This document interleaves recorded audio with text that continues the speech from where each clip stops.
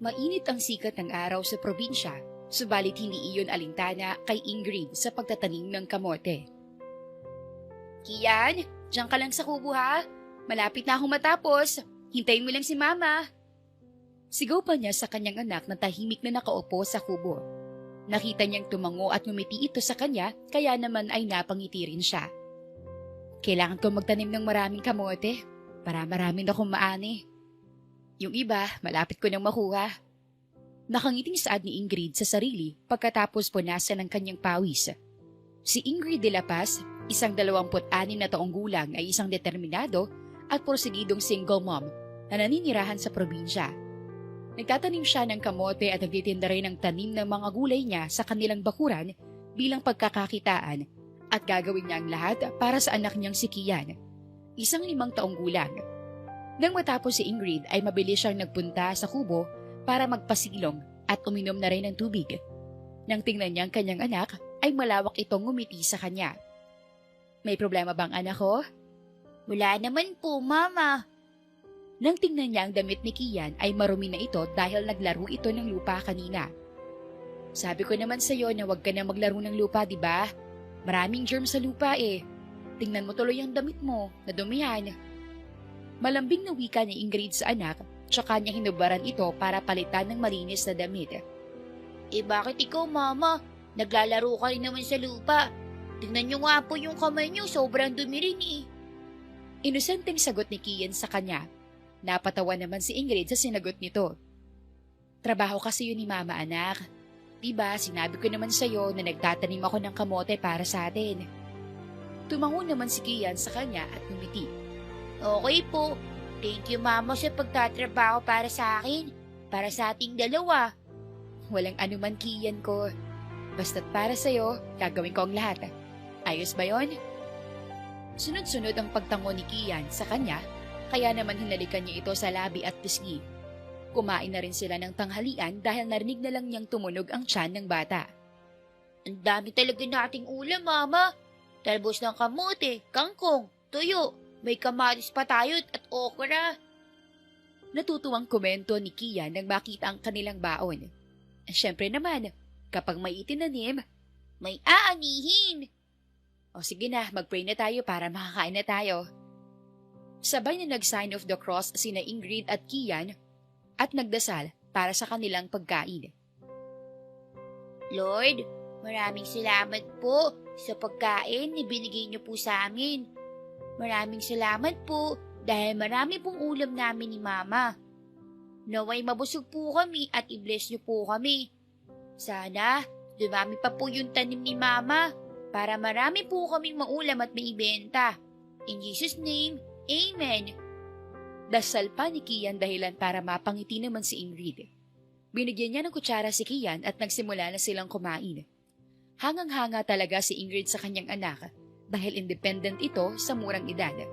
Hindi kasi ito bine-baby ni Ingrid at sa halip ay tinuturuan niya ito hanggang sa natuto ito. Sabay pa silang napatawa nang marinig ang pagdighay ni Kian pagkatapos kumain. Thank you po, Lord, dahil nabusog po ako. Nakangising po sa salamat ni Kian sabay takip ng kanyang bibig. Ay sus, nahiya pa talaga. Natatawang tugon naman ni Ingrid dito. Nang matapos, ay nagpahinga muna sila saglit sa kubo. Tinuruan niya si Kian na magbasa dahil sa nakuhang libro na ibinigay sa kanya ng kaibigang guro. O ito, basahin mo. Turo pa niya sa salita. Iya. Basta nito, subalit nakita niyang napasimangot ang bata. Oh, bakit ka nakasimangot? Anong problema? Bakit po sa libro 3 po sila? May tatay, nanay, tsaka bata. Tapos tayo lang 2, Mama. Hindi alam ni Ingrid kung bakit bigla siya nakaramdam ng kakaiba sa kanyang dibdib. Puno ng kainosentehan si Kian, kaya naiintindihan niya kung bakit siya nito tinatanong. Ano kasi, pwede namang maging 2 lang ang nasa pamilya. Kasi pwede akong maging tatay mo, tapos yung mga tatay na may anak, pwede rin silang maging nanay. Kalmadong paliwanag niya rito. Napatango naman si Kian sa kanya na para bang naiintindihan nito ang kanyang sinabi. Kapag lumaki ka na, maiintindihan mo rin ako, anak. Sa ngayon, Masaya ka namang kasama si Mama? Opo, sobrang saya ko po. Sana hindi na tayo magkalayo, Mama. Forever na po tayo magkasama, ha? Malambing na tugon ni Kian sa kanya. Oo naman anak, walang makakapaghiwalay sa atin. Magkasama tayong dalawa habang buhay. Forever. Nakangiting sagot ni Ingrid sa anak. Pagkatapos nun ay kinantahan na ni Ingrid ang anak para makatulog ito. Bumalik na rin siya sa pagtatanim nang makitang natutulog na si Kian. Nang maghapon lang napatigil si Ingrid sa pagtatanim at sobrang sakit na ng kanyang katawan. Ngunit ayaw niya itong ipakita sa anak. Ayaw niya itong mag-alala sa kanya. Ano bang pwede naming ulamin ni Kian ngayong gabi? Tanong niya sa kanyang sarili habang pauwi sila sa kanilang bahay. Nakatira sina Ingrid sa luma nilang bahay. Wala na kasi ang kanyang mga magulang habang ang isang kapatid niya ay nasa ibang probinsya kasama ang asawa at anak nito. Nang makarating sa kanilang bahay, ay sinindihan niya ang lampara. Wala kasi siyang sapat na pera para magpalagay ng kuryente. Kaya naman nagtitiis sila sa madilim na gabi na tanging lampara lamang ang nagbibigay liwanag sa kanila. Kailan ko kaya may bibigay kay Kian ng lahat ng pangangailangan niya? Alam kong hindi madali, Lord. Pero may tiwala ako sa iyo. Alam kong kasama ka namin sa araw-araw. Nakapikit na wika ni Ingrid. Minsan ay napapaiyak na lang siya dahil sa hirap. Subalit wala siyang magagawa. Kailangan niya magsakripisyo at magpursige para sa kanyang anak. Kinabukasan ay maaga siyang nagising para magsaing at magluto ng ulam. Buti na lang talaga tumulong ako sa pag-aani kina Sheila. May bigas kami ni Kian. Anya.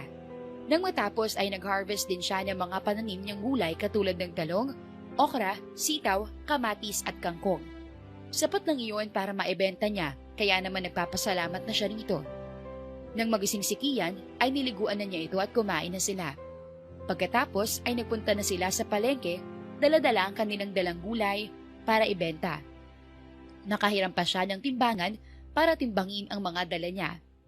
Gulay po, bili po kayo. Presko na at bagong pitas pa. Sigaw pa niya para makakuha ng customer. Kahit walang pwesto, ay pinag-iigihan ni Ingrid ang pagtitinda kasama ang anak niya. Kalaunan ay may bumili na sa kanya ng paninda hanggang sa naubos ito. Anong gusto mong ulam, anak? Nakangiting tanong niya kay Kian na nakahawak sa kanyang kamay habang naglalakad sila. May ulam naman po tayong kangkong sa bahay, Mama. Yun na lang po. Pwede namang dalawa ang ulam natin kasi may nabenta si Mama. Gusto mo ba ng fried chicken o pritong paa ng manok? Nagdingning ang mga mata ni Kian nang marinig ang kanyang sinabi. Pwede po ba? Baka po kasi maubos ang pera ninyo eh. Napangiti naman si Ingrid sa kanyang anak at bahagya pang ginalo ang buhok nito. Bakit naman hindi? Malawak ding umiti si Kian sa kanya at masaya pang naglakad.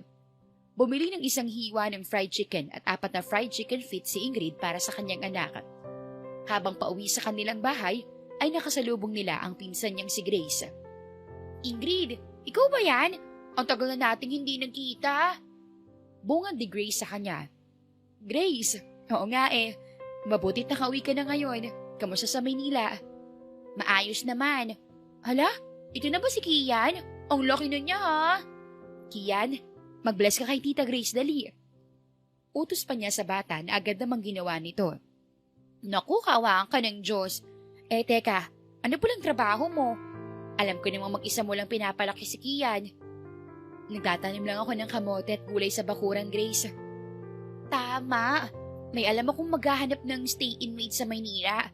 Gusto mo? Malaki ang sahod dahil CEO at bilyonaryo ang naghahanap. Biglang napukaw ang atensyon ni Ingrid sa sinabi ni Grace. Pero paano naman si Kian? Paano kapag hindi ako makuha kapag nag-apply ako? Nag-aalalang tanong niya rito. Insan, hindi mo pa nga sinusubukan eh. Malay mo, swerte si Kian sa'yo at matanggap ka kagad. Yun nga lang, kaso wala akong pera eh. Naku, hindi problema yan. May extra akong pera, pwede kitang pahiramin. Sigurado ka ba, Grace? Natatakot kasi ako eh. Wala akong alam sa Maynila. Ay, hindi rin yun problema kasi sasamahan kita. Kailan ka ba babalik sa Maynila? Ngayong Sabado. Ano, G ka ba? Tinignan ni Ingrid si Kian na tahimik lang nakatangin at nakikinig sa kanila ni Grace. Iniisip niya ito kung susubukan ba niya o hindi. Nakaramdam ng pag-aalangan si Ingrid dahil alam niyang malayo at hindi sila sanay sa syudad, subalit para kay Kian at para makaipon siya, handa niya itong gawin. Sige insan, susubukan ko. Baka tama ka. Si Kian ang magiging lucky charm ko. Nakangiting saan niya sa kanyang pinsan. Alis po tayo, Mama. Tanong ni Kian sa kanya at tumango naman siya rito. Oo anak, pupunta tayo ng Maynila. Mag-a-apply ng trabaho si Mama. Maynila? Maganda ba doon, Tita Grace? Oo Kian, maganda pero hindi katulad dito sa probinsya. Maraming tao ron eh. Tumango ang kanyang anak kay Grace at nang matapos ay sinabihan pa siya ni Grace na pupuntahan lang daw siya nito sa bahay sa Sabado. Insan, mauna na ako Yung sinabi ko sa'yo. Bye-bye, Kian. Paalam pa ni Grace sa kanila. Kumuway naman si Kian dito habang nagpapaalam. Lumipas ang ilang araw ay palagi nag-harvest si Ingrid sa kanyang tanim na gulay kapag may bunga para pandagdag ng allowance nila ni Kian sa Maynila. Nakapag-impake na rin si Ingrid ng kanilang mga gamit at inilagay ito sa kanyang lumang bag. Sigurado na ba talaga ako ito? Tanong ni Ingrid sa kanyang sarili habang nakatingin kay Kian na natutulog. Oo, kailangan ko. Para kay Kian at para sa kinabukasan niya. Nang sumapit ang Sabado, ay sabay na nagpunta sina Ingrid, Kian at Grace sa terminal para sumakay ng bus. Medyo mahaba rin ang biyahe, kaya naman natulog muna silang dalawa ng anak niya. Nagpasalamat na rin si Ingrid dahil buong biyahe ay hindi naglikot si Kian. Makalipas ang ilang oras ay huminto na ang bus dahil nakarating na sila sa terminal. Insan, nandito na tayo sa Maynila. Saad ni Grace sa kanya. Nagpamulat si Ingrid at bahagyang nabigla nang makita ang maraming tao. Para itong mga maliliit na langgam na busy sa kanilang ginagawa. Nasa Maynila na nga tayo. Anya, anak, nandito na tayo. Dagdag pa niya. Bumaba na tayo. Didiretso tayo sa bahay na pag-a-applyan mo. Kapitbahay lang naman to sa pinagtatrabahuhan ko. Wika ni Grace sa kanya na siyang tinanguan niya. Kaagad silang sumakay sa jeep pagkababa nila ng bus. Mabuti na lang din at hindi masyadong marami ang dinala niyang gamit para hindi siya maharapan sa pagdala nito. Hindi alam ni Ingrid kung bakit kinakabahan siya. Kasama ko ang Diyos. Hindi niya kami pababayaan ni Kian. Wika pa niya sa kanyang isipan. Pagkatapos sumakay ng jeep ay sumakay rin sila ng tricycle at nagpunta sa isang subdivision. Doon ay mas lalong kinabahan si Ingrid dahil malapit na siya sa bahay na pinag-a-applyan niya. Kaya ko to. Para kay Kian at para sa kinabukasan niya. Nakangiting sambit niya bago bumaba ng tricycle. Dito ako nagtatrabaho, Insan. Pero iatid muna kita sa bahay ni Sir. Wika naman ni Grace sa kanya habang tinuturo ang bahay na pinagtatrabahuhan nito. Huminto sila sa isang malaking bahay kung saan maganda at moderno ang disenyo. Pinindot ni Grace ang doorbell at doon mabilis na tumibok ang dibdib ni Ingrid sa kanyang nakita. Yan si Sir Kyle, Ingrid. Habang papalapit ang lalaki sa gate, ay mas lalong bumilis ang kabog ng puso ni Ingrid at hindi niya alam kung bakit sa lahat ng taong pwede niyang makita sa Maynila, ang lalaki pa ang ayaw na sana niyang mag-cruise ang landas nila. Magandang umaga po, Sir. Ito po pala yung pinsan ko, si Ingrid. Mag-a-apply daw siya bilang stay-in maid. Galing pa po kaming probinsya kaya pagpasensyahan niyo na po kung magulong itsura namin. Saad pa ni Grace. Tumango at bahagyang umiti si Kyle kay Grace. At nang tingnan siya nito, ay hindi niya alam kung bakit biglang uminit ang kanyang mukha. Salamat, Grace. Lumapit si Grace sa kanya at bumulong. Insan, ikaw nang bahala rito Just be yourself. May tiwala ako sa'yo at isa pa, nandito naman ang lucky charm mo na si Kian. Walang nagawa si Ingrid kung hindi ang tumango na lang sa kanyang pinsan, tsaka siya nagpasalamat dito. Pumasok na sila sa loob ng buksan ni Kyle ang gate. Naiilang pa siya sa pagtitig rito, lalo na't mayroon silang nakaraan. Magandang araw po, sir. Ako nga po pala si Ingrid de la Paz. Pagpapakilala pa niya sa kanyang sarili. Gusto sana niyang hindi na lang tumuloy dahil hindi siya komportable. Subalit nang tingnan niya si Kian ay nakangiti ito sa kanya at mapupungay pa ang mga mata nito. Mag-a-apply po sana ako bilang stay-in maid ninyo. Sige, tanggap ka na. Mabilis na sagot ni Kyle sa kanya. Napatingin siya ng diretsyo sa mga mata nito dahil hindi siya makapaniwala. Wala pang ang 1 minuto ay natanggap na siya nito. Seryoso po ba kayo? Oo, Ingrid. Seryoso ako. At may kasama ka pala. Hinigpitan ni Ingrid ang hawak sa anak niya nang tingnan ito ni Kyle. At may kasama ka pala. Pwede ko po bang isamang anak ko rito, sir? Wala po kasing mag-aalaga sa kanya sa probinsya. Siyempre naman, walang kaso sa akin. Hindi alam ni Ingrid kung bakit labis na ang pagkalabog ng kanyang dibdib habang nakatingin kay Kyle. Akala kasi niya ay hindi na sila magkikita ulit. Pumasok na tayo sa loob at ipapakita ko sa inyo ang kwarto. Nakangiting wika nito sa kanya. Tahimik lang na tumango si Ingrid sa kanyang bagong boss at bahagyang naiilang. Subalit mas lalo pa siyang nailang nang magsalita ito ulit. Naiilang ka ba, Ingrid? Dahil sa nakaraan natin. Napahinto si Ingrid sa paglalakad at napalunok pa sa kanyang laway. Kinagat niya ang kanyang ibabang labi dahil ito ang iniiwasan niya. Ang sabihin ni Kyle ang tungkol sa nakaraan nila. Hindi naman, sir. Ang totoo, nakalimutan ko na nga. Ngumisi si Kyle sa kanya kaya biglang uminit ang pisngi niya. Talaga? Anong kulay ng short ko nung gabi na magkasama tayo? Navy blue na polo shirt. Mabilis niyang sagot kaya naman nanlaki ang mga mata niya nang mapagtanto iyon at tinampal pa ang kanyang bibig. Mahina namang tumawa si Kyle dahilan para mainis siya sa kanyang sarili. Akala ko ba nakalimutan mo na? Pero mukhang hindi pa pala. Ang bilis mong sumagot at tama pang sinabi mo. Sir, ano kasi, isang gabi lang naman tayo nagkasama bago mo ko iniwan. Mahinang sagot niya rito. Ano sinabi mo? Ang sabi ko po, nakalimutan na po natin yung nakaraan. Nandito po ako bilang maid ninyo. At wag po kayong mag-alala dahil gagawin ko po ng maayos ang trabaho ko. Hindi rin naman po malikot si Kian. Tumingin ulit si Kyle kay Kian, kaya naman kinagat niya ulit ang ibabang labi niya. Kian palang pangalan mo? Tanong nito kay Kian nang yumuko ito para tingnan ng maayos ang bata. Yes po, ako po si Kian de la Paz. Ilang taon ka naman, Kian? 5 years old po. Mabilis na sagot nito. Nakita niyang napatitig si Kyle kay Kian dahilan para kabahan siya dito. Huwag ka na magtanong kung asa ng ama niya. Please, please. Bulong ni Ingrid sa kanyang sarili. Nice meeting you, Kian. Ako pala si Kyle. Pwede mo kong tawagin Kuya Kyle. Nakangiting sagot nito sa bata. Sir Kyle na lang po. Ganyan ka rin kasi tawagin ni Mama. O sige, ikaw bahala. Nakangising tugon naman ito at bahagya pang ginulo ang buhok ng bata. Nakahinga ng maluwag si Ingrid nang magsimulang maglakad ulit si Kyle papunta sa sinasabi nitong magiging kwarto nila.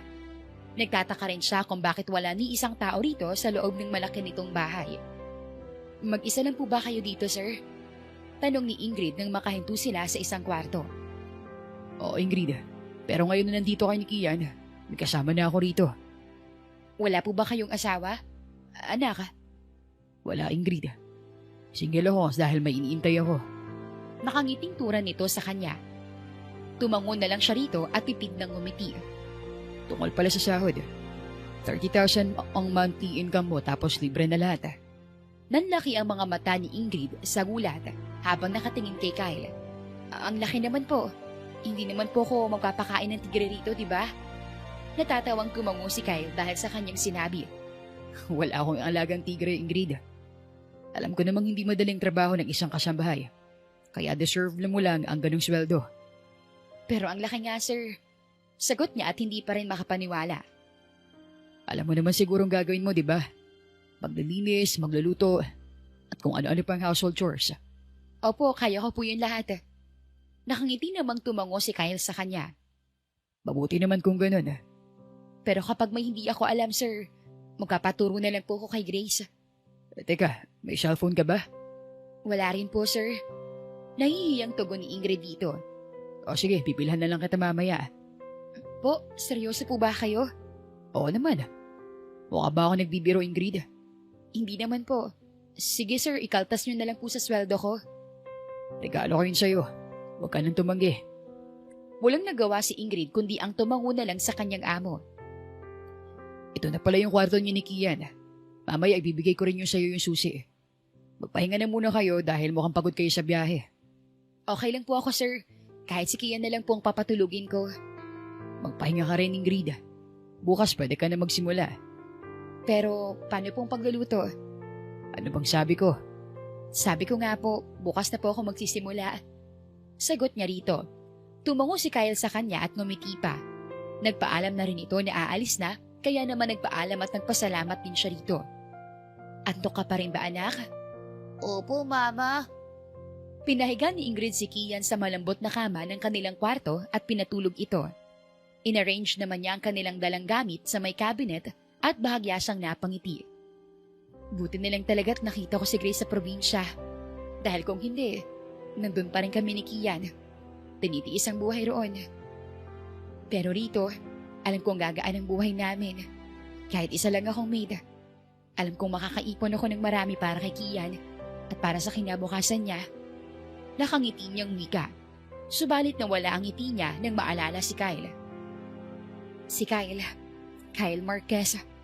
Ang lalaki na kilala ko sa fiesta sa probinsya 5 taon nang lumipas. Hindi ko alam na isa pala siyang CEO at bilyonaryo. Anya, nakilala niya ito nang minsan itong nagtanong sa kanya sa kanilang probinsya. Fiesta kasi noon, at ang sabi nito ay naiwan ito ng mga pinsan nito. Ang ending ay sila ang magkasama sa perya. Uminom sila, nalasing at nagpunta sa motel. Paano kapag nagtanong siya kung sinong ama ni Kian? Hindi ko pwedeng sabihin yun sa kanya. Kailangan ko itong itago sa kanya. Kinabukasan ng gabing may nangyari sa kanya ay bigla na lang siya nitong iniwan sa motel at kahit kailan ay hindi na ito nakita. At makalipas ng ilang linggo doon niya nalaman na nagdadalang tao na pala siya sa anak nila ni Kyle at iyon si Kian. Natulog na rin si Ingrid pagkatapos niya mag-arrange ng kanilang gamit ni Kian. Nang magising siya, ay lumabas muna siya para tingnan ang loob ng bahay ni Kyle. Mayroon itong second floor at malawak talaga ang bahay nito. Subalit mas lalo lang naganahan si Ingrid na magtrabaho. Marunong naman akong gumamit ng rice cooker, kaya hindi ako mahihirapan. Subalit itong electric stove, paano ba to? Tanong niya sa sarili nang magpunta siya sa kusina. Tuturuan kita. Napasigaw naman siya sa gulat nang biglang magsalita si Kyle mula sa kanyang likod. Ay kambing, sir, nambibigla naman po kayo. Anya habang hawak-hawak ang kanyang dibdib. Sorry, hindi ko alam na magugulating ka pala. Natatawa namang sagot ni Kyle sa kanya. Ito na palang cellphone mo. Dagdag pa nito at ibinigay sa kanya ang isang mamahaling cellphone. Sir, mukhang mahal po ito ah. Nakakahiya naman pong tanggapin to. Pero mas ma-appreciate ko kung tatanggapin mo, Ingrid. Maraming salamat po talaga. Wala pa akong isang araw rito pero may natanggap na akong regalo mula sa inyo. Huwag po kayong mag-alala. Pag-ubutihin ko po ang aking trabaho. Nakita niyang ngumiti si Kyle sa kanya, kaya naman ngumiti rin siya rito. Alam ko namang gagawin mo ng mabuti ang trabaho mo, Ingrid. Hindi ako nababahala riyan.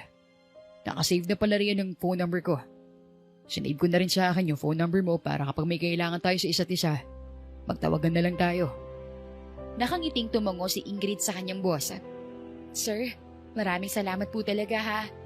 Hindi niyo po alam kung gaano ko kasaya na nangyari ito, na magtatrabaho ako sa inyo. Ako rin, Ingrid. Kung alam mo lang kung gaano ko kasaya na nakita kita ulit. Sagot naman ni Ingrid sa kanya na siyang ikinabilis ng tibok ng kanyang puso.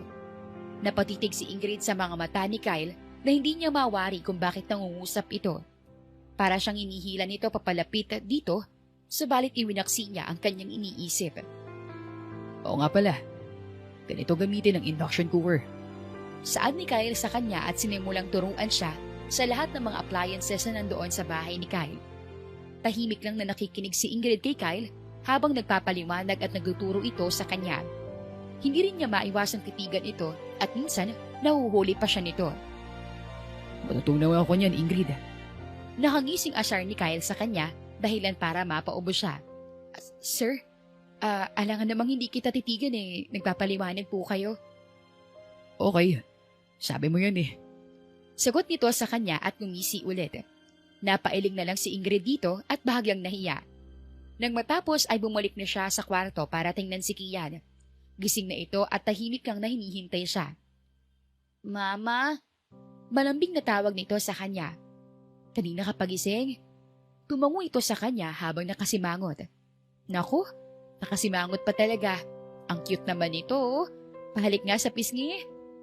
Napangiti naman si Kian sa kanyang sinabi, kaya naman ngumiti rin siya rito sabay halik sa pisngi nito. Sa paglipas ng mga araw bilang kasambahay, ay tila masaya naman si Ingrid dahil alam niyang malaki ang kanyang sasahurin. Isang araw, nagulat na lang siya nang makitang maraming pinamili si Kyle. Ano po mga ito, sir? Tanong niya rito. Mga laruan at libro para kay Kian. Po? Bakit po? Dumaan kasi ako sa mall kanina tapos bigla ko naisip si Kian nang makakita ko ng mga laruan at saka children's book. Hindi alam ni Ingrid kung anong mararamdaman niya.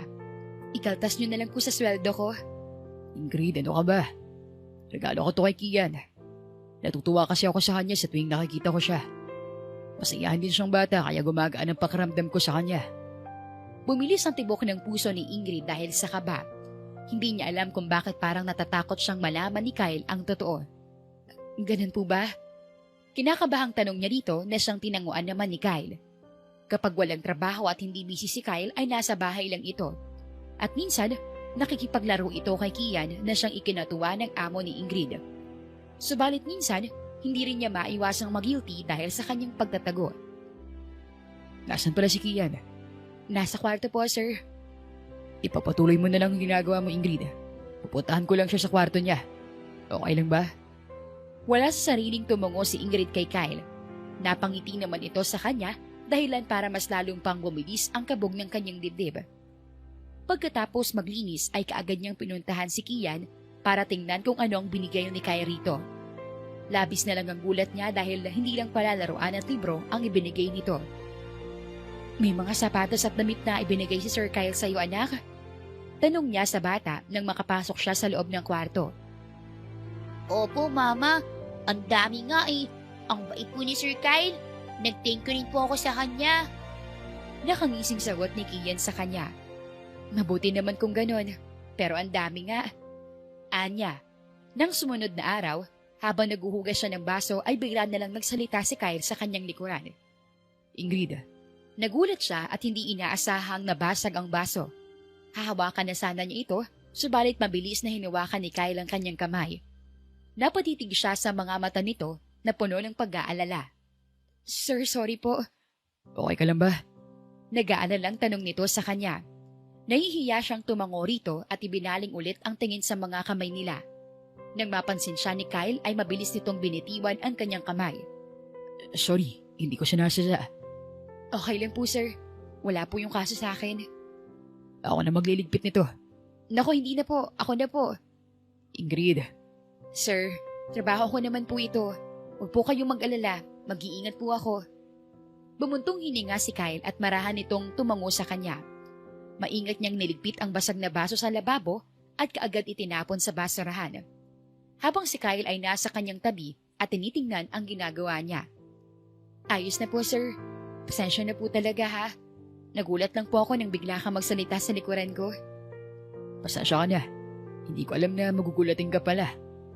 Napakamot na lang si Ingrid sa kanyang batok at sabay pa silang napatawa ni Kyle.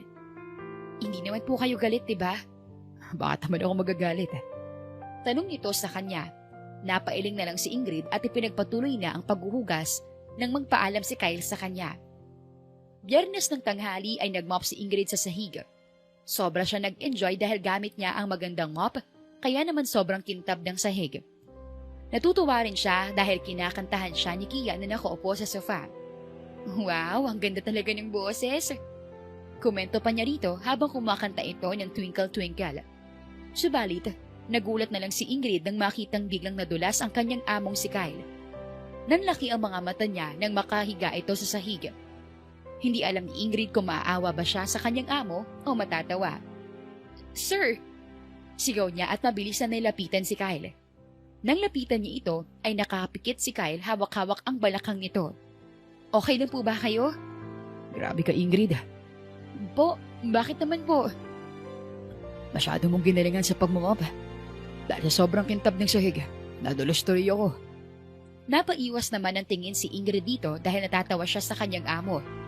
Nang mapansin siya nito, ay napakunot ang noo ni Kyle. Tinatawanan mo ba ako? Natatawang tanong ni Kyle sa kanya. Hindi po sir. Pagsisinungaling niya rito, subalit ang totoo ay natatawa na talaga siya. Pinipigilan lang niya. Hindi eh. Parang pinipigilan mo lang ang sarili mo na hindi matawa. Kian, tingnan mo mama mo, ang sama. Tinatawanan niya ako kasi nadulas ako. Hindi naman makapaniwalang tumingin si Ingrid sa kanyang amo. Aba, nagsumbong ka pa talaga kay Kian, sir. Natatawang sagot niya rito. Tumayo na po kayo. Dagdag pa niya at sinimulang hawakan ang kamay ni Kyle. Bigla na lang bumilis ang tibok ng puso ni Ingrid nang maramdaman ang malambot at mainit na kamay ng binata. Uminit din ang kanyang magkabilang pisngi nang tingnan siya nito sa mga mata, dahilan para mabilis siyang mapaiwas ng tingin dito. Sana po hindi sumakit ang likod niyo. Nahihiyang saad ni Ingrid dito. Sana nga. Natatawa namang sagot ni Kyle at nagpaalam na aakyat muna ito sa kwarto nito. Nang tingnan naman ni Ingrid ang kanyang anak, ay napatakip ito sa bibig at tumatawa. Hala, tumatawa ka rin. Susumbong kita kay Sir Kyle ha. Natatawang asar niya rito, kaya naman mabilisan nag-poker face ang bata, tsaka sabay silang tumawa ulit. Ikaw talaga anak, pero maling tawanan ng mga nadudulas na tao, okay? Tumango naman si Kian sa kanya bilang sagot. Nang linggo ay naisipang gumawa ng merienda ni Ingrid na dynamite. May nabili kasi siyang siling haba at saka lumpiang wrapper at saktong may giniling at cheese sa loob ng ref. Kumakain naman siguro ng ganito si Sir, di ba? At isa pa, hindi naman masyadong maanghang to. Anya sa kanyang isip. Sinimulan ni Ingrid ang paggawa ng dynamite, subalit dahil naubusan na siya ng ilalagay sa loob ng sili, ay hindi na lang niya iyon nilagyan. Purong sili na lang ilalagay ko at hindi tatanggalan ng buto. Gustong-gusto ko pa naman ng maanghang. Nakangiting turan niya. Nang matapos ay nagsimula na siyang mag-deep fry at niluto na niya ang ginagawa niya. Sakto nang dumating si Kyle at nakita ang kanyang ginagawa. Oh, wow, dynamite. Pahingi Ingrid. Sige lang sir, hindi naman niyo kailangan magpa... Napatigil si Ingrid sa pagsasalita nang makitang ang dynamite na purong sili ang nakain ni Kyle. Namula ang buong mukha ng kanyang boss at napanganga sa bibig nito. Ang anghang nito. Sir, puro sili lang po yan. Wala pong lamang feeling yan. Gulat na saad ni Ingrid.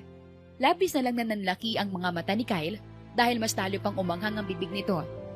Napapatalon din ito dahil sa anghang, kaya naman mabilis na kumuha ng fresh milk si Ingrid mula sa ref at ibinigay iyon kay Kyle.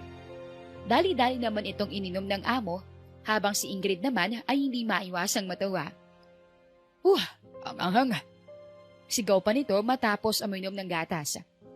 Hindi ko naman po inasahan na kukuha na lang kayo bigla ng dynamite. Ayan tuloy, maling dynamite yung nakain nyo. Natatawang saad niya rito. Oo nga eh, sana nagtanong ako. Kamot ulong sagot ni Kyle sa kanya. Ito po, tikman nyo. Wika pa ni Ingrid at biglang sinubuan si Kyle ng dynamite. Automatiko namang kumagat ang kanyang amo dahilan para mabigla siya sa kanyang ginawa. Maging si Kyle ay nagulat din habang nakatingin ito sa kanyang mga mata.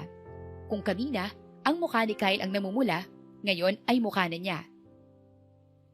Masarap po, di ba? Nauutal niyang tanong rito. Tumango lang si Kyle sa kanya habang umunguya at nakatitig sa mga mata niya. Bakit pa ganito siya makatitig sa akin? Nakakainis. Hindi ko alam kung bakit bumibilis ng tibok ng puso ko. Saad pa ni Ingrid sa kanyang isipan at mabilis na umiwas ng tingin dito. Ipagpapatuloy ko lang po itong niluluto ko, sir. Sige. Mag-ingat ka, baka mapaso ka. Makikipaglaro na ako kay Kian. Sige po, sir. Nakangiting sagot niya rito. Nang matapos siya sa pagluluto, ay inandanan niya ito at nagpunta sa sala. Nak, ano nangyari sa mukha mo? Natatawang tanong niya sa kanyang anak. Mag-isa lang ito sa sala at puno ng tsokolate ang mukha. Mama, pinigyan ako ni chocolate ng Sir Kyle eh. Ang sarap-sarap. Nasaan ba siya? Nagpunta lang po sa kwarto niya. Maya-maya pa ay bigla namang bumaba si Kyle at bahagya pang napatawa nang makita si Kian. Naku, saglit ang ako nawala. Naubos mo kagad ang chocolate. Ang sarap po kasi. Tapos nagkalat pang chocolate sa mukha mo. Sana sinamahan na lang pala kita muna rito. Nakangiting sagot ni Kyle. Lumingon naman ito sa kanya kaya naman iniangat niya ang dalang dynamite kanina. Luto na po lahat, sir. Salamat din po sa pagbigay ng tsokolate kay Kian. Walang anuman, Ingrid. Promise, ngayon ko lang siya binigyan ng chocolate. Alam ko po, sir. Natatawang tugon niya rito. Sinimulan na nilang magmeryenda habang kay Kian naman ay lumpiang Shanghai na ginawa niya kanina. Ganito palang paharamdam na may kompletong pamilya. May nanay at tatay na kasama si Kian. Pilit ko pa rin bang itatago yung katotohanan? Malungkot na bulong ni Ingrid sa kanyang sarili habang nakatingin kina Kyle at Kian na kumakain. Bumuntong hininga na lang siya at hinayaan na lang na mangyari ang dapat mangyari. Anak ko ba si Kian? Biglang kumpronta ni Kyle sa kanya habang nagdidilig siya ng mga halaman sa labas. Dahil sa gulat, ay nabitawan pa niya ang hose, subalit nang mapagtanto ito, ay mabilis niya itong kinuha. Hindi po.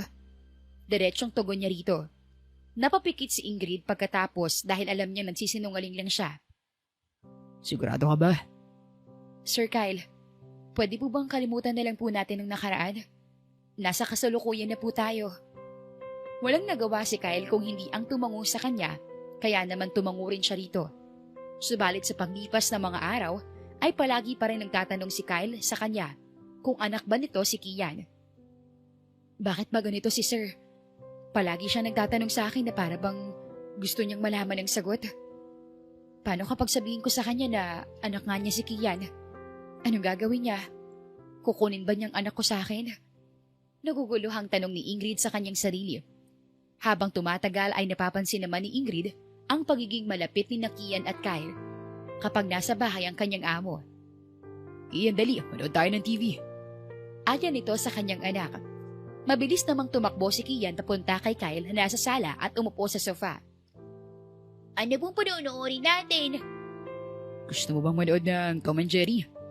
Yung kasi yung pinapanood ko nung bata pa ako, kagaya mo eh. Sigurado ko magugustuhan mo yun. Nakangiting sagot ni Kyle rito. Hinayaan lang ni Ingrid ang kanyang anak dahil alam naman niyang hindi iyon maglilikot. Pinagpatuloy lang niya ang paglilinis at nang tingnan niya ulit ang dalawa ay hindi niya maiwasang mapaluha. Ano ba yan? Parehong-parehong reaksyon nilang dalawa. Ang mga galaw nila, magtatay nga sila. Anya, ang unfair ko sa anak ko. Ang unfair ko kay Kyle. Dagdag pa niya na puno ng lungkot. Isang gabi, napagdesisyon na ni Ingrid na kausapin si Kyle at sabihin ang totoo rito. Sir, pwede po ba kayong makausap? Tanong niya nang makita ito sa balkonahe habang umiinom ng tsaa. Ingrid, oo naman. Tungkol ba siya? Lumapit si Ingrid sa kanyang amo at umupo sa tabi nito. Alam ko magagalit ka sa sasabihin ko. Pero hindi ko na kasi matiis. Kinakain ako ng konsensya at guilt ko. Anak mo si Kian. Ikaw ang ama niya. Siya ang bunga ng isang gabing pagsasama natin. Nakatitig lang si Kyle sa mga mata niya at tila pinoproseso ang kanyang sinabi. Gusto ko mag-sorry sa'yo kasi tinago kong totoo. Gusto ko mag-sorry kasi pinilit ko magsinungaling. Kahit ilang beses mo na akong tinatanong. Sorry, sir. Hindi alam ni Ingrid kung bakit bigla siyang napaluha. Para siyang nabunutan ng tinik sa dibdib, subalit mabigat pa rin ang pakiramdam niya. Nang tingnan niya si Kyle, nagulat siya nang makitang tumutulo ang mga luha nito. Tama nga ako. Tama nga hinalo ko nung unang beses ko nakita si Kian. Kahit hindi ko siya kamukha, alam ko sa kaloob-looban kung ano ko siya, Ingrid. Naramdaman ko yung nukso ng dugo eh. Habang tumatagal, napapansin kong pagkakapareho namin ni Kian. Pareho kaming may allergy sa peanut butter. Gustong-gusto namin ng sopas na maraming luya. Pati nga kinikilos namin, parehong-pareho. Alam mo bang kahit nangangati akong ipa-DNA test, kaming dalawa ni Kian, ay hindi ko ginawa. Dahil nire-respeto kita bilang ina niya.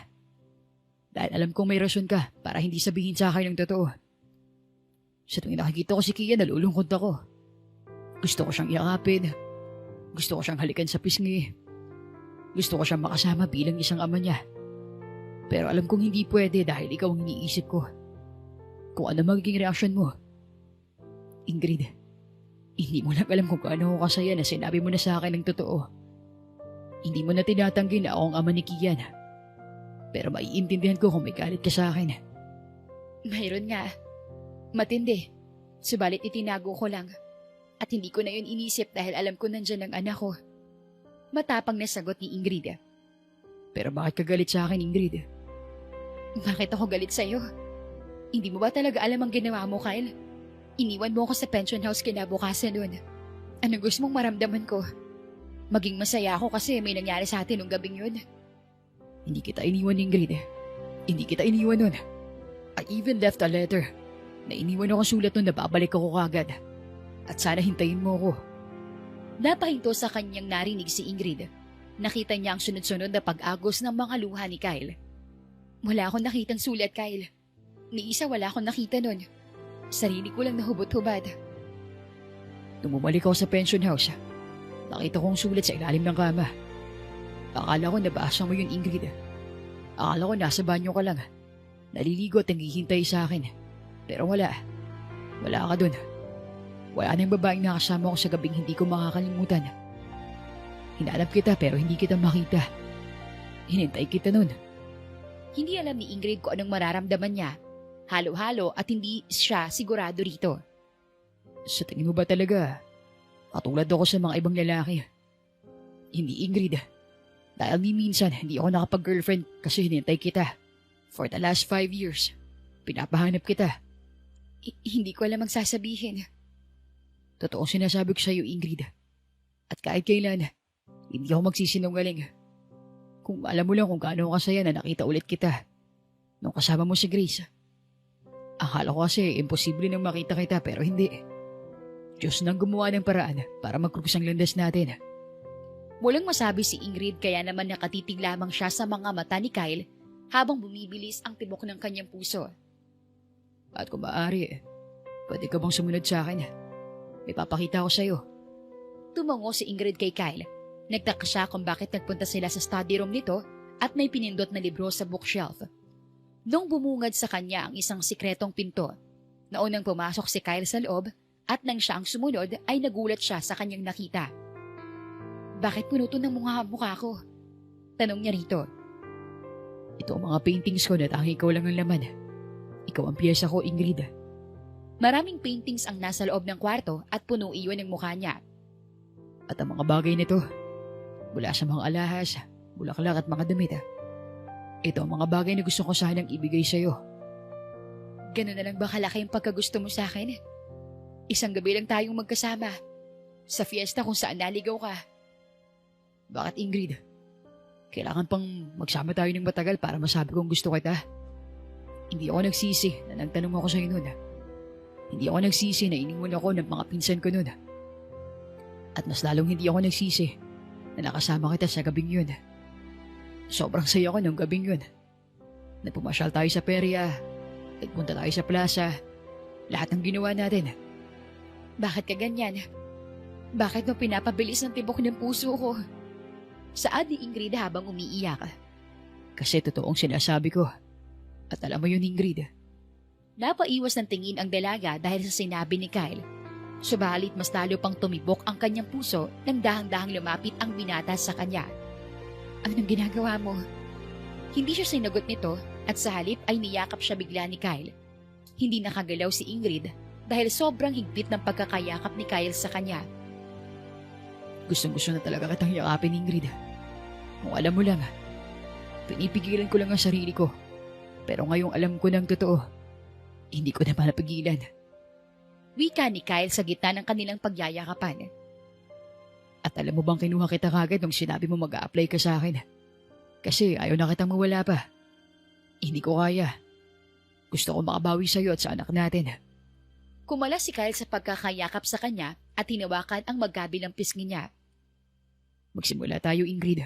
Pwede ba? Gusto kong bigyan ng kompletong pamilya ang anak natin. Manliligaw ako sa'yo. Bumuhos ang mga luha ni Ingrid habang nakatingin sa mga mata ni Kyle. Gusto ko ring bigyan ng kompletong pamilya ang anak natin, Kyle. Kung alam mo lang na nasasaktan ako sa tuwing tinitingnan niya mga bata na may tatay, masakit para sa akin. Pwede ba akong manligaw sa'yo? Bakit pa kailangan manligaw? Baka makuha ka pa sa... Hindi natuloy ni Ingrid ang pagsasalita dahil bigla na lang siyang hinalikan ni Kyle sa labi. Gumanti rin siya ng halik dito hanggang sa lumalim ang kanilang paghahalikan. Pareho silang hinihingal pagkatapos, habang si Ingrid naman ay nakaramdam ng hiya dahil sa kanyang ginawa. Nahihiya ka ba? Natatawang tanong ni Kyle sa kanya, kaya naman tiningnan niya ito ng masama. Bakit hindi? Gumanti ako ng halik sa'yo eh. Ibig sabihin ba nun? Sinasagot mo na ako? Hindi ka naman nanligaw. Hindi mo rin naman ako pinapayagang manligaw. Ano bang silbi nun eh? May cute na tayong anak. Nakangiting sagot ni Ingrid dito. Nakatitig lang siya sa mga mata ni Kyle at pilit tinitingnan ang emosyong nandoon. Puro, totoo, at puno ng sinseridad. Saad pa ni Ingrid sa kanyang isipan. Paano natin sasabihin kay Kian ng totoo? Ako nang bahala. Bukas magluluto ako ng maraming ulam para sa ating tatlo. Okay lang ba yun? Nakangiting tumango si Kyle sa kanya at hinawakan ng isang kamay niya. Bakit naman hindi? Simula ngayon, hindi na kita kasambahay, kundi katuwang na sa buhay. Ang galing mo magpakilig. Baka ginagawa mo na yun sa ibang babae, ha? Hindi nga ako namamansin ng mga babae kung hindi kailangan eh. Walang ibang pumukaw ng atensyon ko. Ingrid, ikaw lang. Tumigil ka nga riyan. Nakakainis yung sinasabi mo. Naiinis ako kinikilig. Pang-aasar ni Kyle sa kanya. Kyle, ano ba? Natatawang sagot niya rito. Muli siyang hinalikan ni Kyle sa labi, sabay sandal sa balikat nito. Sabay nilang pinagmasdan ng mga paintings na nasa loob at hindi pa rin mapigilan ni Ingrid na mamangha. Isang beses lang tayo nagkita. Bakit parang sa ulo mong mukha ko? Tanong pa niya rito. Dahil ganyan kita kagusto. Tumata ka sa isipan ko. Lalo ng buong mukha mo. Hindi pa rin ako makapaniwala sa mga nakakita ko. Tuyo na rin ang mga bulaklak na nandito. Naalala ko pa yung araw kung kailan tayo una nagkita. Kaya buwan-buwan palagi akong bumibili ng bulaklak. Nagbabaka sakaling maibigay ko sa'yo kapag nagkita tayo. Pero hindi. Subalit worth it naman lahat ng paghihintay ko. At pang ako, Ingrid, ibibigay ko sa inyo ni Kian ang lahat ng pangangailangan at kagustuhan ninyo. Nakangiting tumango si Ingrid kay Kyle at mas lalo pang hinawakan ng mahigpit ang kamay nito. Matulog na tayo. Baka magising si Kian tapos wala ako sa tabi niya. Hindi ba pwedeng sa kwarto tayo matulog? Kasamang anak natin. Gusto mo bang maistorbo ang tulog ni Kian? Bukas na lang. Matamis nang umiti si Kyle sa kanya at hinalikan ng kanyang noo. Hinatid pa siya nito sa kanilang kwarto. Good night, Ingrid. Sweet dreams. Sana mapanaginipan mo ako. Ngiting saad ni Kyle sa kanya. Ewan ko sa'yo. Good night, Sir Kyle. Sweet dreams. Anong Sir Kyle? Kaya na lang o pwede ring baby. Papasok na sa loob. Bye. Natatawang sagot niya rito. Napangiti naman si Ingrid nang tingnan niya si Kian na mahimig na natutulog. Habang yakap-yakap nito ang unan. Magiging mas masaya ka na anak. Kompleto na tayo. Hinalikan niya ito sa noo at humiga na. Bago matulog ay nagdasal pa siya at nagpasalamat sa Panginoon sa lahat ng nangyari ngayong araw. Kinabukasan ay maaga siyang nagising para magluto ng maraming pagkain para sa kanyang mag-ama. Alam ko magugustuhan nilang lahat ng ito. Maya-maya pa ay sabay na nagpunta sina Kian at Kyle sa hapag. Kinuha kasi ni Kyle ang bata mula sa kwarto nila. Good morning. Malawak ng ngiting bati ni Ingrid sa kanyang dalawa. Mas lalo pa siyang napangiti nang makitang sabay ng umiti sina Kian at Kyle sa kanya. Good morning, Mama. Good morning, Ingrid. Kain na tayo? Nang makalapit si Kian sa hapag ay nanlaki ang mga mata nito sa gulat. Wow, ang dami naman po nito, Mama. Para sa atin po lahat ng ito. Oo, anak. Pero bago tayo kumain, may sasabihin pala si Mama sa'yo. Tumango si Kian sa kanya, kaya naman napatingin siya kay Kyle. Makinig ka ng mabuti, ha? Si Kyle, siya ang papa mo. Saan tatay mo, anak? Si Sir Kyle po ang papa ko. Lumuhod si Kyle sa harap ni na Ingrid at hinawakan ang kamay ni Kian. Papa nang itawag mo sa akin, Kian. Hindi na Sir Kyle. Ako ang papa mo. Sabay na napaluha si na Ingrid at Kyle nang makitang umiiyak ang anak nila. Bakit ka umiiyak? Ayaw mo ba? Hindi mo ba gusto? Sunod-sunod naman ang pag-iling ni Kian sa tanong niya at mas lalo pang umiyak. Niyakap niya ito at pinasali rin siya. Si Kyle. Masaya po ako, Mama. Masayang masaya po ako. Mas lalo pang napaluha si Ingrid dahil nagigilty pa rin siya sa pagtatago ng totoo. Hindi lang kay Kyle, kundi pati na rin sa anak niya. Sana mapatawad mo si Mama ha? Dahil hindi ko agad sinabi sa'yo. Sorry. Mama, di mo naman kailangan mag-sorry. Masayang masaya po talaga ako. Papa? Tumingin si Kian kay Kyle na tumatango sa kanya. Tama nga. Papang itawag mo sa akin, anak. Simula ngayon, isa na tayong pamilya. Ang lahat ng gusto mong gawin, gagawin natin. Hindi kita tatanggihan. Wika niya sa kanyang anak. Niyakap ni Kian si Kyle, kaya naman nakangiting pinagmasdan iyon ni Ingrid habang umaagos pa rin ang mga luha niya dahil nasa tuwa. Deserve natin kumain ng marami at masarap na pagkain. Kain na tayo? Aya pa niya sa dalawa at sabay itong tumango sa kanya. Sabay silang nagdasal at pagkatapos ay kumain na sila. Gusto mo bang mamasyal ngayon sa mall? Nakangiting alok ni Kyle sa kanila. Nakita naman ni Ingrid na lumaki ang mga mata ni Kian habang nakatingin sa ama nito. Pwede po ba, Mama? Oo naman anak. Pagkatapos nating kumain, maghahanda tayo. Yay! Ang saya-saya! Natutuwang sagot ni Kian, kaya naman napatawa sina Ingrid at Kyle. Masayang masaya si Kian nang makasakay sila sa sasakyan ni Kyle habang papunta sa mall. Lahat ng gusto ni Kian, ibili natin. Okay ba yun? Nakangiting tanong ni Kyle habang nagmamaneho. Huwag kong masyadong i-spoil ang anak mo. Hindi naman siya ganun. Natigilan naman si Ingrid sa tinawag ni Kyle sa kanya. Anong tinawag mo sa akin? Short for mommy. Hindi maiwasan ni Ingrid na mapangiti at umiwas ng tingin dito. Kinikilig. Gusto mo pala Pwede mo naman akong tawaging D. Okay, D. Mabilis na sagot niya rito. Napakagalpak na lang siya ng tawa nang makitang namula ang buong mukha ni Kyle. Oh, maka ikaw ang kinilig. Natatawang sagot niya rito. Nang makarating sila sa mall ay enjoy na enjoy nila ang pamamasyal, pamimili at pagkain ng iba't ibang pagkain na gusto ni Kian. Sana pala, noon ko pa sinabi sa kanilang dalawang totoo. Ang saya-saya nila. Bulong pa ni Ingrid sa kanyang sarili habang nakatingin sa mag-amang naglalaro. Okay ka lang ba? Tanong ni Kyle sa kanya nang mapansin siya nitong nakatulala. Oo naman, okay lang ako. Sa katunayan, masayang-masaya ako. Sana pala noon ko pa sinabi sa inyong totoo. Sorry, Kyle. Alam ko naman na may dahilan ka. Okay na yun. Kalimutan na natin yun. Ang importante ang kasalukuyan at ang future natin. Naniniwala naman kasi ako na may perfect time ang lahat. Nakangiting tumango siya rito at napapikit pa ng halikan ng kanyang noo. Sumali siya sa dalawa na maglaro na siyang ikinatuwa naman ni Kian. Sa paglipas ng mga araw ay tila mas gumanda pa ang buhay ni Ingrid at Kian dahil alagang-alaga sila ni Kyle. Di, alam mo ba, araw-araw ka nalang may binibili para sa amin ni Kyle. Hinay-hinay ka naman. Hayaan mo muna ako. Gusto kong bumawi sa inyo ni Kian. Pwede ka namang bumawi ng quality time, di ba?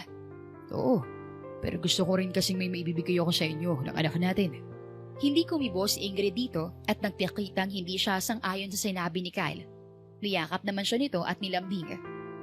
Okay po, hindi na. Magkaplano na lang ako ng kung anong gagawin natin. Okay ba yun?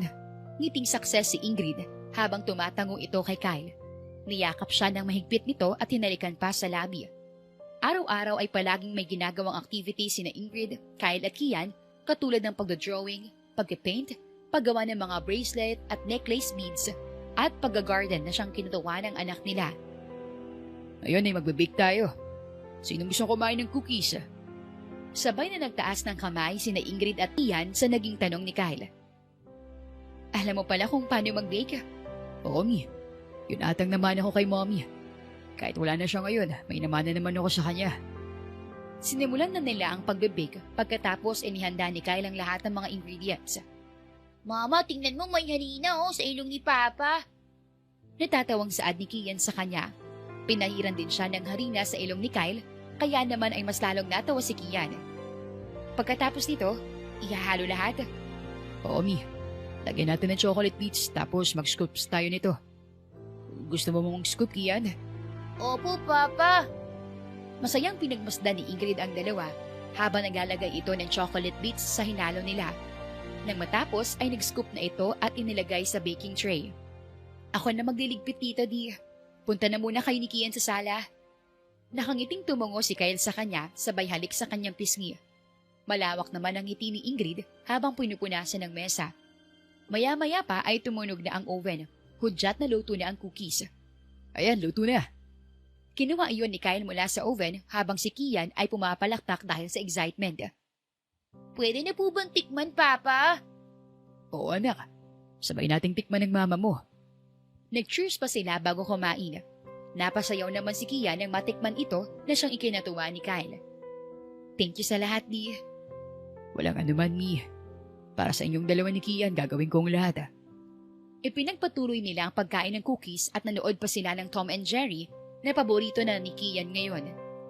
Isang araw ay napagpasyahan nila Kyle at Ingrid na dalhin sa malaking playgrounds si Kian para maglaro ito. Gusto mo mag-slide kayo ni Papa? Tanong niya rito na mabilis namang tinanguan ng bata. Sinamahan iyon ni Kyle at tuwang-tuwa naman si Kian sa pag-slide. Habang si Ingrid naman ay nakaupo sa swing. Di, bibili muna ako ng tubig ha. Nauuhaw kasi ako eh. Paalam pa niya rito. Oo, Mi, ingat ka. Hindi naman gaanong malayo ang tindahan sa playground.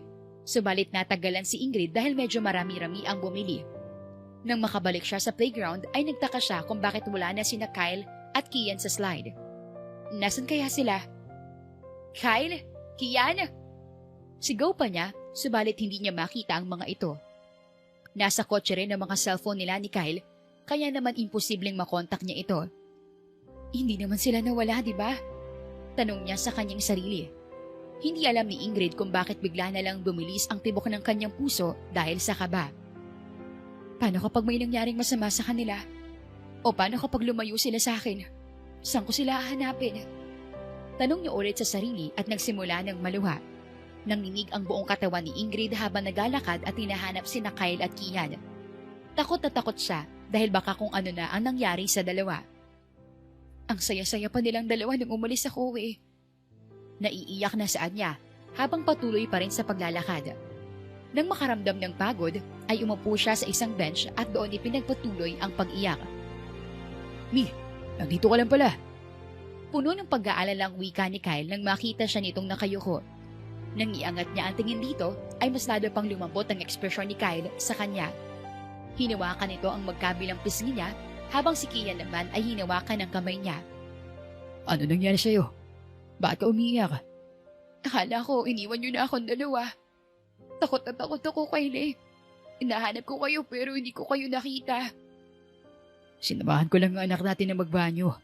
Tapos pagkarating namin sa slide, wala ka dun. Pati sa tindahan. Mama, wag ka na pong umiyak. Nandito na po kami ni Papa. Malambing namang wika ni Kian sa kanya. Tumango siya rito at niyakap ang bata. Maging si Kyle ay niyakap din siya. Akala ko talaga, iniwan niyo na ako. Hindi ko alam ang gagawin kapag nawala at nawalay si Kian sa akin. Naiiyak pa rin niyang saad. Mi, hindi mo mawawala si Kian. Kasama mo siya palagi. Kahit hindi na ako kasali, basta palagi mong kasamang anak natin, okay? Ayoko rin mawala ka sa akin. Hindi ko alam ang gagawin kanina tapos nagsimula na akong umiyak. Sorry. Mi, hindi mo naman kailangan mag-sorry. Wala kang kasalanan. Sorry din. Sa susunod, hindi na natin iiwan ng mga cellphone natin sa kotse, ah. Tumango siya kay Kyle at hinawakan ng isang kamay niya. Mama, gusto kong bumili ng ice cream para gumaan ang pakiramdam mo. Malambing na suwestyon ni Kian sa kanya.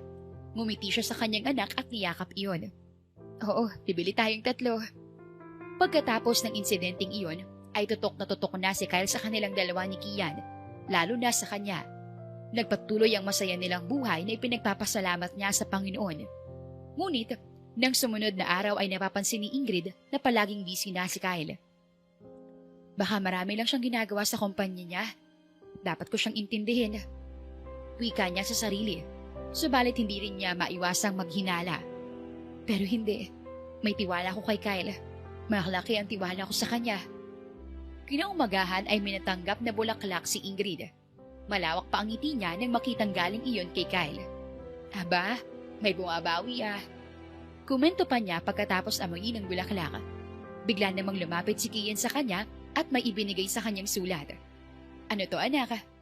Bigay po ni Papa. Nakangiting sagot nito sa kanya. Nang buksan niya iyon ang sulat na iniwan ni Kyle sa kanya 5 years ago sa pension house. Hindi naman niya maiwasang maluha at matuwa dahil hindi naman niya alam ang trip nito. Ito palang sinulat niya. Umalis lang siya kasi bumili siya ng pagkain namin. Pero ako namang si Tangalon, akala iniwan niya. Maya-maya ay tumawag si Kyle sa kanya, kaya naman mabilis niya itong sinagot. Good morning, Mia. Nagustuhan mo bang binigay ko? Oo, Di. Thank you, Rito. Good morning din. Pwede ba kitang ayaing lumabas mamaya? Bakit ka nag-aaya sa tawag? Sana inaya mo ko kanina. Tahimik kasing tulog mo eh. Ayaw kitang istorbohin. Ako lang bang aayain mo? Paano anak natin? Sinabihan ko na si Grace. Umayag naman siya. Talaga? Sige. Susunduin kita mamayang 5 ah. I love you. Ingat kayo ni Kian dyan. Mahal din kita, Kyle. Ingat sa trabaho. Nakangiting sagot niya rito. Bumilis naman ang tibok ng puso ni Ingrid sa hindi malamang dahilan. Subalit masaya siya para sa relasyon nilang dalawa ni Kyle. Nang mag-alas-3 ng hapon ay nagpunta na si Grace sa kanilang bahay at sinabing ito na ang magbabantay kay Kian. Hindi ito abala, Insan. Gusto ko rin makasama si Kian eh. Namiss ko siya. Ang tagal namang nating hindi nagkita kahit pagkapit-bahay lang naman tayo. Natatawang saad nito sa kanya. Oo nga eh. Pero maghahanda na muna ako ha. Okay lang ba? Walang kaso sa akin yun. Take your time. Enjoy mo ang oras mo dahil akong bahala sa anak mo. Maraming salamat talaga, Grace. Mabilis na naligo at nag-ayos si Ingrid para sa kanilang date ni Kyle. Nang mag-alas 5 ay saktong dumating na si Kyle. Wow, ang ganda mo talaga. Komento pa nito nang makita siya. Ay nako, nambola ka pa talaga. Totoo kaya, Mi? Tara na. Tara na. Sina Grace at Kia nasa kwarto, naglalaro. Tumango si Kyle sa kanya at hinawakan ng kanyang baywang habang naglalakad sila palabas ng bahay. Tahimik lang na nagmamaneho si Kyle at minsan ay napapatawa pa sa tuwing tatagpo ang kanilang mga tingin. Nang makapasok sila sa isang mamahaling restaurant, ay nagulat siya dahil wala ni isang tao roon maliban sa kanilang dalawa. Di, bakit parang tayo lang dito tapos ang dilim pa? Nag-snap si Kyle sa kanyang dalawang daliri at bumungad sa kanya ang napakagandang setup ng lugar. Subalit ang mas nagpabilang sa kanya ay ang nakakita niya sa pader. Will you marry me? Tanong ni Kyle sa kanya nang ibaling niya ang tingin dito habang nakaluhod. Bigla na lang nangilid ang luha ni Ingrid habang nakatingin sa lalaking mahal niya. Oo, bakit naman hindi? Pakakasalan kita, Di. Sagot pa niya rito. Mabilis na sinuot ni Kyle ang singsing sa isa niyang daliri at hinalikan siya nito sa labi. Nabisi ako dahil dito. Nakangising saad ni Kyle. Nakarinig naman sila ng palakpak mula sa kanyang likuran. Doon nila nakita sina Grace at Kian na nakangiting nakatingin sa kanilang dalawa. Kian, Insan! Naluluhang saad ni Ingrid habang papalapit ito sa kanila. Congrats, Insan! Congrats, Sir Kyle! O siya, maiwan ko na kayo ha? Nakangiting wika ni Grace sa kanila. Maraming salamat sa pagdala sa anak namin dito, Grace. Wala yon. See you! Bye! Kumaway pa si Kian kay Grace bago ibaling ang tingin sa kanya. Ikakasal na kayo ni Papa, Mama! Nakangiting tumango si Ingrid sa kanyang anak tsaka niya ito hinalikan sa labi. Nang matapos, ay masaya nilang pinagsaluhan ang pagkaing inihanda para sa kanila. Hindi nang tagal ay nagpakasal sina Ingrid at Kyle sa private resort na pagmamay-ari ng binata. Isa itong private wedding na dinaluhan ng konting bisitang malapit sa kanilang dalawa. Kasama rin si Kian sa kanilang honeymoon kung saan ay nagpunta sila ng Japan. Thank you, Di. Thank you sa lahat ng ginawa mo para sa amin ni Kian. Mahal na mahal kita. Walang anuman, Mia. Palagit palagi, kayo lang ni Kian ang importante sa akin. At sa magiging baby natin soon. Kalaunan ay binayayaan ng anak na babae sina Ingrid at Kyle. Sobrang saya naman ni Kian dahil meron na siyang kapatid. Promise po, magiging mabuti po akong kuya kay Kylie. Tutulong po ako sa pag-aalaga sa kanya. Nakangiting saad ni Kian sa kanila paglabas nila sa ospital.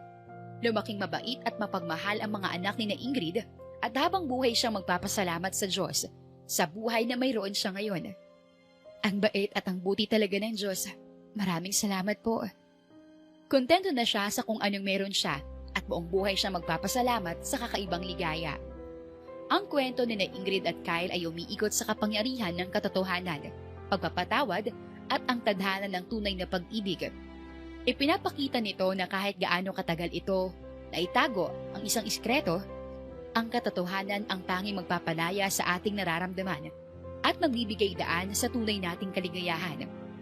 Sa kabila ng mga taon ng pangungulila at maling akala, gaya ng hindi nakitang liham ni Kyle, pinatunayan sa kwento na kung ang dalawang tao ay nakatadhana, gagawa ang pagkakataon ng paraan para sila ay muling magtagpo. Bukod dito, pinapakita rin sa kwento ang halaga ng responsibilidad at sakripisyo ni Ingrid bilang magulang. Ang determinasyon niyang mamasukan bilang katulong para kay Kian ay isang pagpapakita ng pagmamahal niya sa anak. Sa kabilang banda, ang pagtanggap at pagbawi ni Kyle sa kanyang mga pagkukulang ay nagturo sa atin ang pagkakamali sa nakaraan ay maaaring ituwid sa pamamagitan ng pagkapakumbaba at tapat na intensyon sa kapwa. Sa huli, itinuturo sa kwento na ang pamilyang binuo sa pag-ibig at katapatan ay higit na matatag sa kahit anumang kayamanan. Wakas. Maraming salamat po sa inyong pakikinig. Ako po si Miss Lan. Dito lang yan sa Dear Inday. Hanggang sa muli. Hanggang sa muli. Hanggang sa muli. Hanggang sa muli. Hanggang sa muli.